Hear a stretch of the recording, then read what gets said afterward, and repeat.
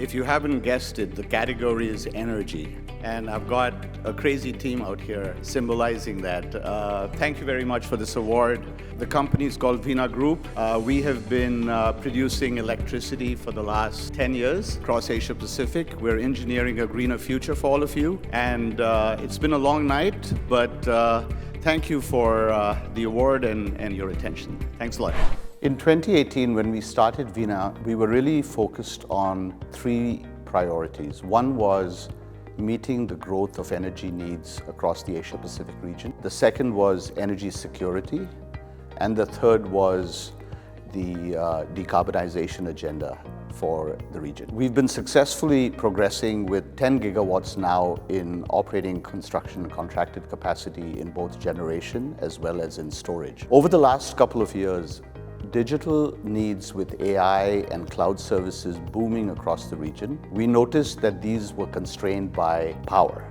And so there was a natural confluence of bringing power that was locally produced, reliably produced, along with digital infrastructure. These are really two parts of the same equation. And so that's how Vena Energy and Vena Nexus came together.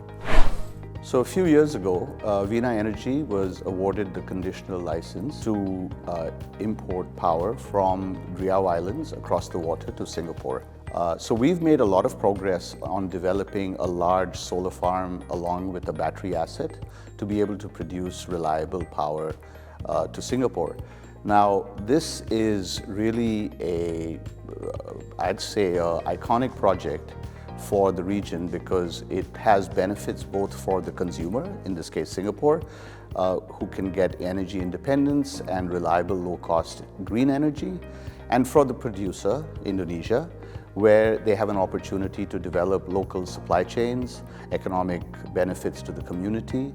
And I only see as the current geopolitical realities influence the fragile, I would say, energy systems around the world, cross-border transactions and cross-border projects like this are definitely part of the future.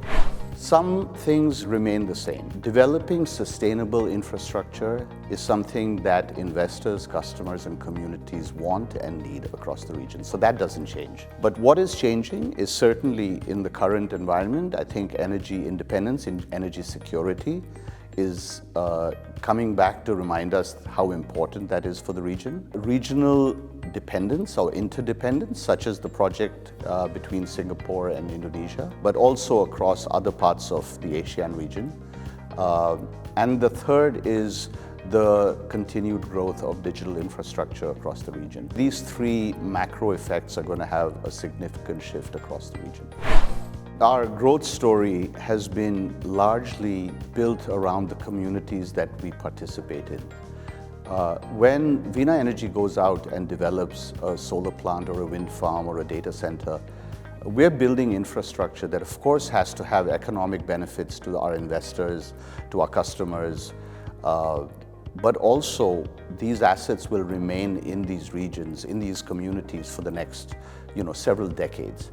And so integrating with our communities, while of course having a strong execution capability in the company, have both come together to support our growth. I always think about my visits to different parts of the region, and just close by in Indonesia, for example, when we go to a solar farm, there is a village there that we have supported a group of women who've developed their business selling cassava chips, locally produced cassava chips.